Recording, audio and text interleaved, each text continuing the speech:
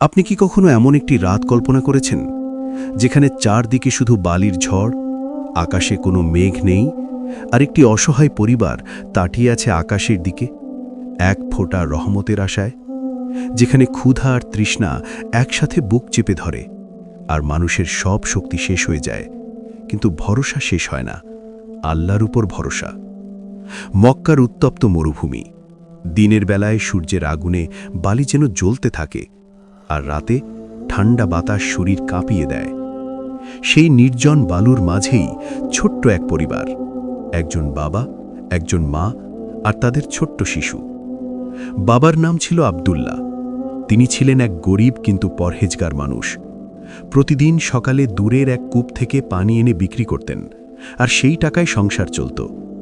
কিন্তু কয়েকদিন ধরে কূপ শুকিয়ে গেছে, কাজ নেই, আয় নেই, আর ঘরে খাবারও নেই।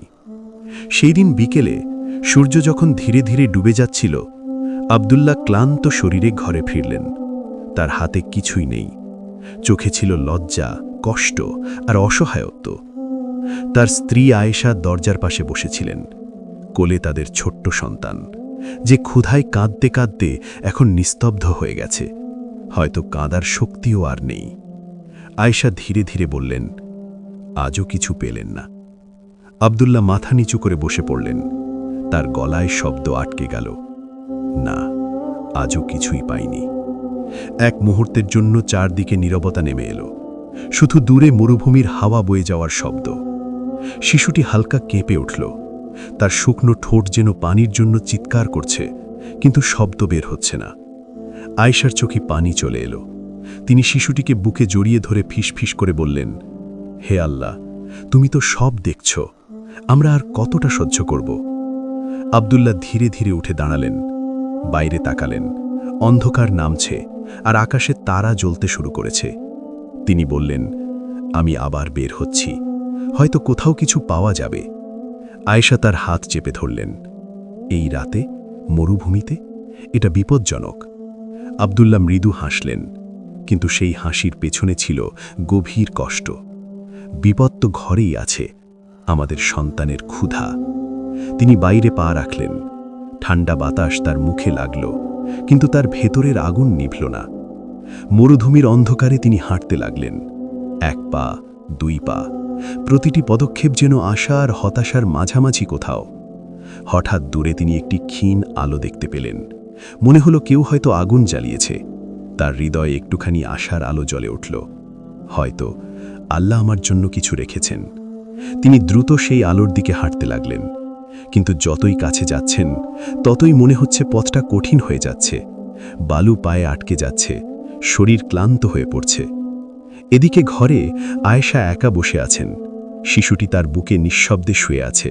তিনি আকাশের দিকে তাকিয়ে চোখের পানি ফেলছেন। হে আল্লাহ, তুমি তো রহমতের মালিক, তুমি আমাদের ভুলে যেও না। রাত আরও গভীর হল, আর সেই রাতের অন্ধকারে একটি পরিবারের পরীক্ষা আরও কঠিন হতে শুরু করল। রাত আরও গভীর হয়ে উঠেছে। মরুভূমির হাওয়া এখন ঠান্ডা, কিন্তু সেই ঠান্ডার মাঝেও আব্দুল্লাহ শরীর ঘামে ভিজে গেছে। ক্লান্ত পা টেনে টেনে তিনি এগিয়ে চলেছেন সেই ক্ষীণ আলোর দিকে, যেন সেটাই তার শেষ আশা। অবশেষে তিনি কাছে পৌঁছলেন। দেখলেন ছোট্ট একটি আগুন জ্বলছে, আর তার পাশে বসে আছেন এক বৃদ্ধ মানুষ, সাদা দাড়ি, শান্ত চোখ, যেন এই নির্জন মরুভূমিতেই তিনি বছরের পর বছর কাটিয়ে দিয়েছেন। আব্দুল্লাহ কাছে গিয়ে ক্লান্ত গলায় বললেন, আসসালামু আলাইকুম, আমি অনেক দূর থেকে এসেছি, আমার পরিবার না খেয়ে আছে, একটু সাহায্য কি পাব? বৃদ্ধ মানুষটি তার দিকে তাকালেন, চোখে ছিল এক অদ্ভুত মমতা। ওয়ালাইকুম আসসালাম, বসো বেটা।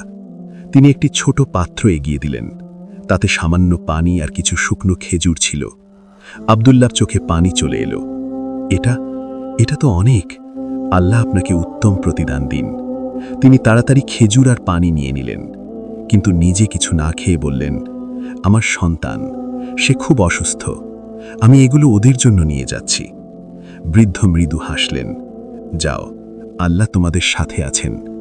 আব্দুল্লাহ দ্রুত ফিরে চললেন। এখন তার পা আর ক্লান্ত লাগছে না, কারণ তার হাতে আছে বাঁচার আশা। এদিকে ঘরে আয়েশা প্রায় নিঃশব্দ হয়ে বসে আছেন। তার চোখ শুকিয়ে গেছে, কাঁদতেও যেন আর শক্তি নেই।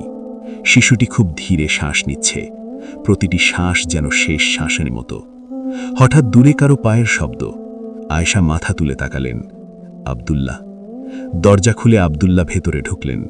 তার হাতে খেজুর আর পানি দেখে আয়েশার চোখে আবার পানি চলে এলো, কিন্তু এবার সেই পানিতে ছিল স্বস্তির ঝলক।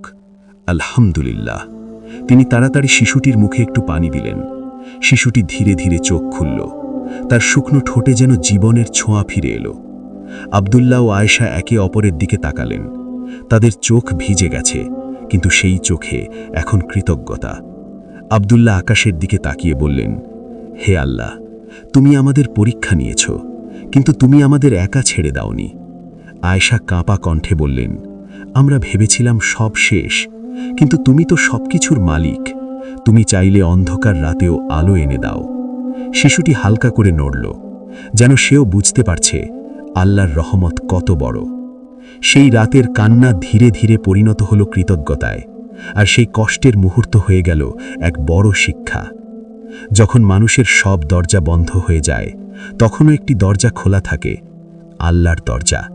তাই জীবনের সবচেয়ে কঠিন মুহূর্তেও যখন মনে হবে আর কিছুই নেই, তখনও আশা হারিও না। কারণ যে রব মরুভূমির শুকনো বালুর মাঝে একটি অসহায় পরিবারের জন্য খাবার পাঠাতে পারেন, তিনি তোমার দুঃখও দূর করতে পারেন। হয়তো আজ তুমি কাঁদছ, বুক ভেঙে যাচ্ছে, মনে হচ্ছে কেউ বুঝছে না, কিন্তু বিশ্বাস রাখো, তোমার প্রতিটি কান্না, প্রতিটি দোয়া আল্লাহ শুনছেন। আর হয়তো খুব শিগগিরই এই কান্নাই তোমার সবচেয়ে বড় হাসির কারণ হয়ে যাবে।